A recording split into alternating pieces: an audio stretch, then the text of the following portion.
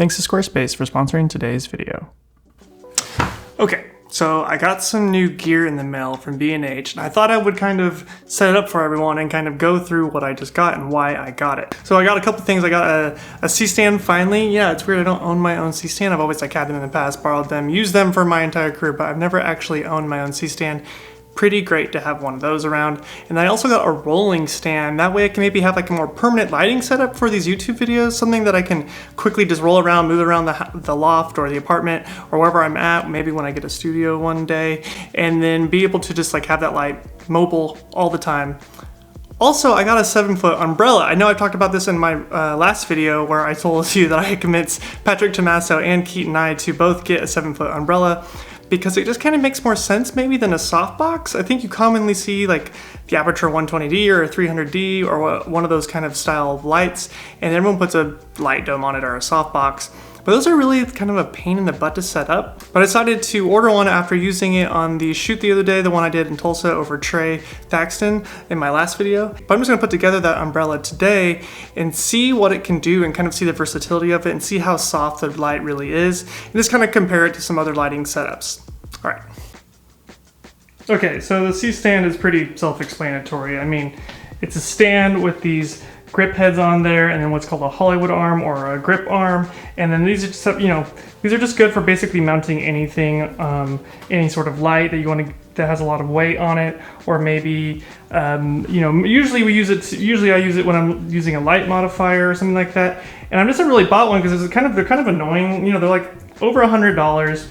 And they're kind of heavy, and carrying them around isn't very fun, but it was just time to finally own one myself and stop borrowing them from all my friends, or renting them, of course. Then I got this rolling stand so I can be more mobile around the apartment. I think the lock is on right now, so you can turn that off like that, and now it can roll. So maybe I can light the umbrella and an Aputure 120D on here and be able to have kind of a mobile lighting unit for future videos. So I also got this umbrella mount. So it's got like a spud that you can remove and flip over, but then it also has these little holes here that you can mount the umbrella rod through and adjust it. So you can adjust it up and down, because you need to be able to have that kind of versatility with an umbrella so you can adjust the directionality of the light. Okay, so let's get this set up and see how it looks.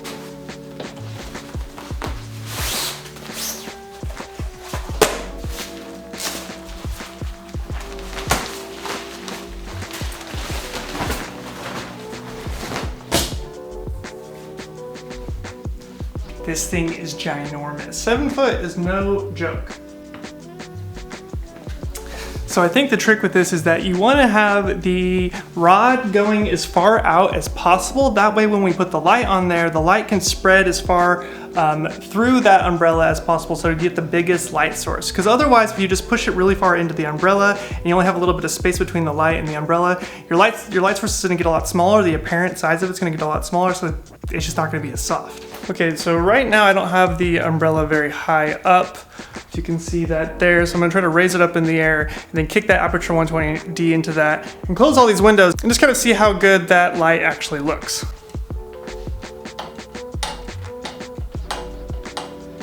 Let's just see if this will give it more output by putting this on, but it may focus it too much and it may not be wide enough.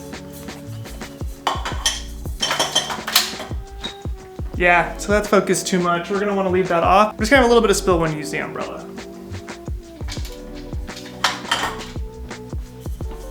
So it's spilling a little bit. You can see some shadows on the edges, but it's not spilling too much. It's pretty good. It's gonna be a really nice soft light source. So let me actually set up the Ursa Mini and do kind of a proper lighting setup and see how that looks rather than using the X-T3. I know I've been using the X-T3 a lot lately, but I feel like I'm really neglecting my Ursa Mini. It's such an amazing camera, and I wanna start using it again more on the channel.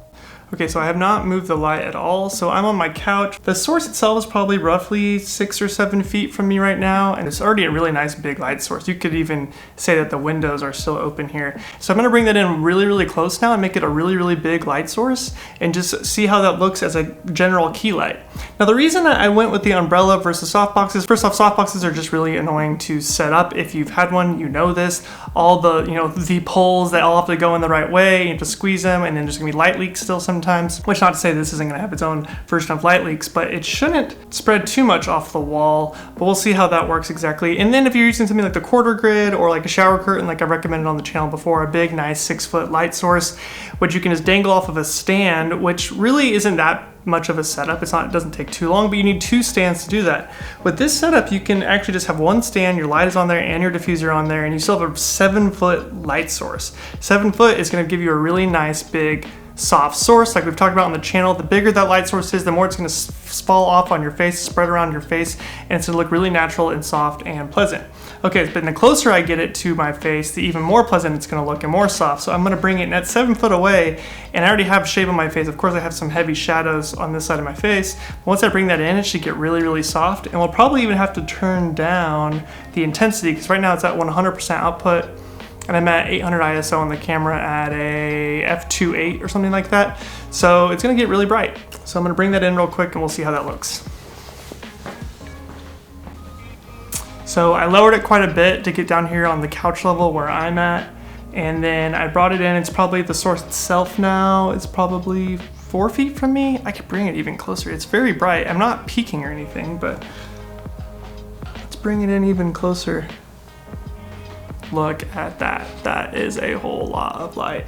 Okay, now let's bring this down. I'm just gonna get my midtones to shift a little bit darker, make it a little bit moodier off the background, and just more on my face. I'm sure I have a really big catch light right now too. I'm pretty sure I do, which could be good. In some scenarios, you may not want a catch light that big. It may look too fake. It may look like you put a light there. So you just wanna adjust this accordingly to get the kind of angle right to make sure that doesn't look like you put a light there. Like even if I adjust this off this way, you can see they actually have more of a catch light based on how it's reflecting. But, you know, reflections work in like a 90-degree angle, I believe. So if it's coming in at this angle, it's gonna bounce off my eye and into the camera right here. So you're gonna see more of that light.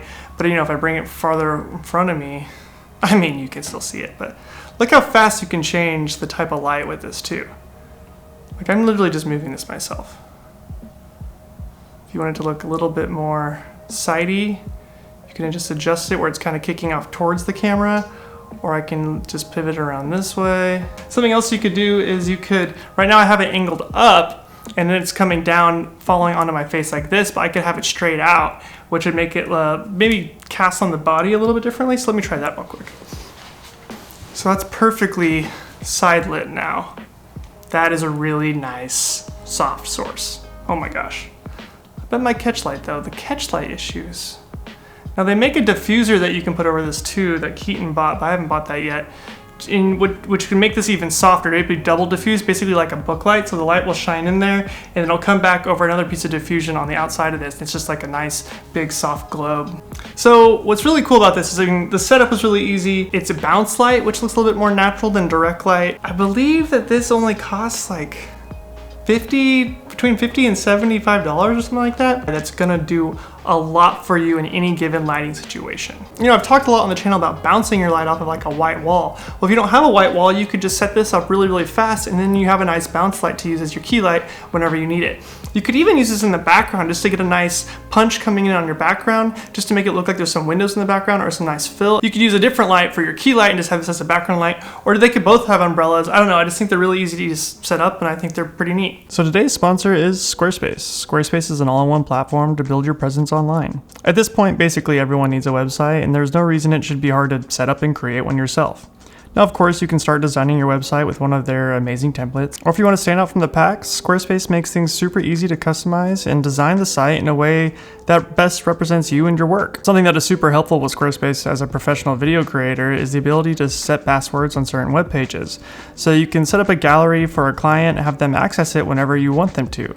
You can use it as a way of displaying images or a video for approval without having to have a separate service to do that.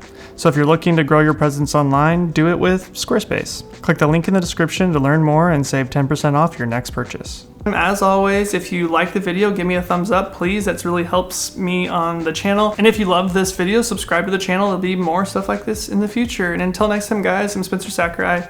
See ya.